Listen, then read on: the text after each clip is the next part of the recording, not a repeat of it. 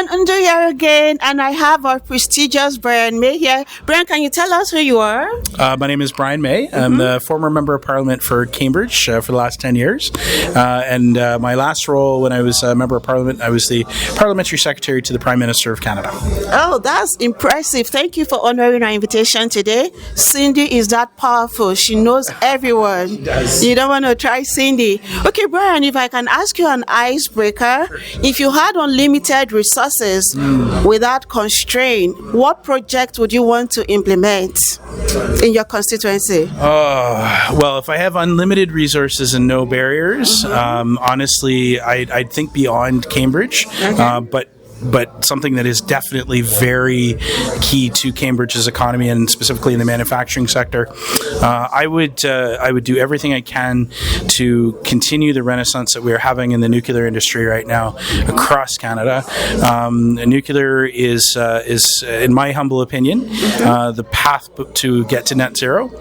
It is clean energy, and it is the ability for us to be a superpower in energy around the nuclear sector. So there's tons and tons of regulations for very, very good reasons with regard to the nuclear energy and medical isotopes and that sort of thing. But if with unlimited resources and the ability to move forward, that would be a game changer and a nation-building shift for Canada. Because with clean, cheap, available energy, everything else is possible. It really sounds humongous, and I hope someday you're able to bring life to it. Okay, you know, in government constituencies, there are so many needs from the people. For some, it's educational. For some, it is security. For some, it is economic survival. How did you prioritize government projects within your constituency when you had the opportunity to do so? What came first? Well, I will tell you, from a federal perspective, we're kind of that last mile. The way that our government works, it's not a hierarchy. It's not, whatever Ottawa says goes. It's actually the other way around. We see that municipalities and the region will prioritize what is needed for that community. They prioritize that for the province. The province then takes that and prioritizes it for the province, and then puts those forward in order for the federal government. It does, in many, many ways. So I think that, for us on the federal side, it's being responsive to those needs and what those asks are. And I think that if you have a government that recognizes the role of the province, of the region, of the municipalities, respects that role, and then responds to what they're asking for, you're going to see success. When you see Ottawa trying to dictate something to a municipality or a province, it tends to not go well. And I think you don't get that immediate buy-in. And so when you see that sort of reversal of that sort of hierarchical chart, that's where you see good projects. And we've seen that in housing. Here in Cambridge, I was able to oversee huge number of affordable homes being built in my riding, more in the last 10 years than in the previous 30. But that's not me to take credit for it. That is the folks on the ground here to take credit for that. We just happen to be there to support it. Yeah. Have you experienced delay or roadblocks in implementing and executing projects before? Absolutely. I mean, one of the things that I'm really excited for Cindy and the work that's being done here with her group and her team is trying to break down those barriers. And I said it when I spoke today. It's really about trying to encourage the bureaucratic sense, the public service, to adopt some of these project management tools. To be able to navigate the public service is sometimes very challenging. The federal government's the largest employer in Canada. Yet we know that things like procurement projects are very, very time consuming. They're very challenging, and in many, many ways that system is flawed and broken.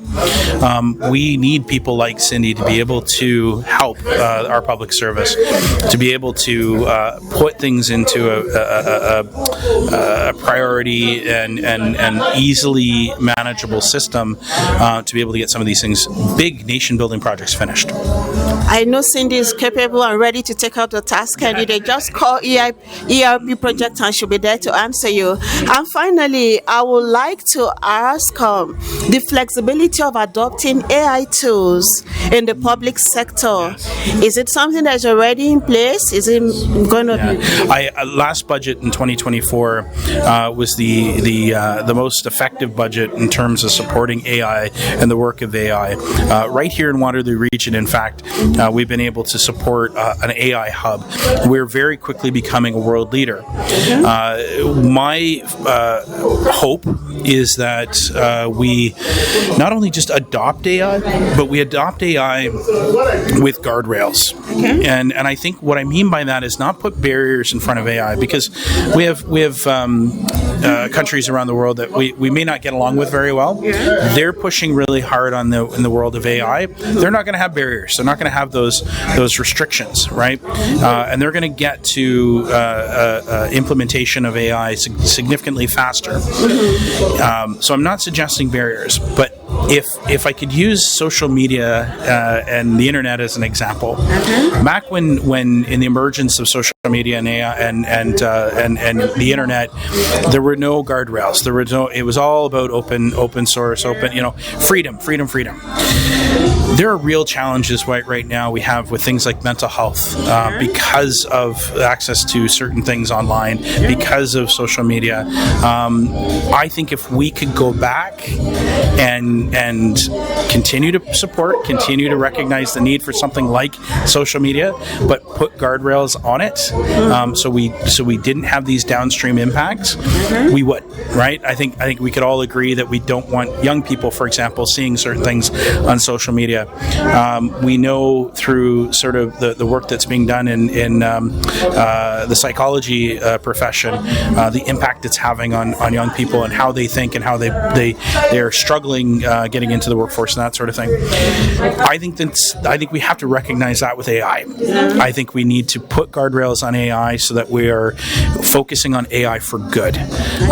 I've already seen the negativity of AI being used in ways, again, in the social media space, like deepfakes. It's getting really, really effective. I've seen my own prime minister being portrayed saying something that he's actually not saying. That is, it's very nefarious. It's very deceptive, and so we have to make sure that we're putting those guardrails, those best practices, let's call them, in place, and make sure that we're promoting AI in that fashion, AI for good. If we have unfettered AI development, we are going to have amazing things happen, but we're also going to have things that are really bad that we're going to have to deal with down the road. And so instead of doing that, let's put those guardrails in place now. Oh, thank you so much, Brian, for the answers. They have deep insight. One last word for Cindy and PMI experts. Well, listen, I just want to say thank you to Cindy and the work that she's done. In the speeches today, I think it was identified that she's on at least 3 different boards outside of her actual work, which I think she has multiple jobs. I don't know when she had time to write a book. I'm very interested in reading this book and recognize how talented that she is, and what one of her amazing talents is surrounding herself with people like yourself with incredible talent, with that same passion. She's like a magnet for it, and so I've benefited knowing her and recognizing that passion and that talent. And I know everybody that was here today will have taken away something that they can move their career forward, developing. Thank you so much for those kind words. I'm sure Cindy will listen to this and bless her heart. And one last thing, I saw something Cindy wrote. Her kid was given a form to fill about Mother's Day, and someone says, "What does your mom do?" she wrote Bryan May. shared When I everything. saw it, I laughed so loud. I did not know I had that much of an influence on her and her family, but it goes both ways. She's such a force on my campaign and on my board. I benefited greatly knowing her.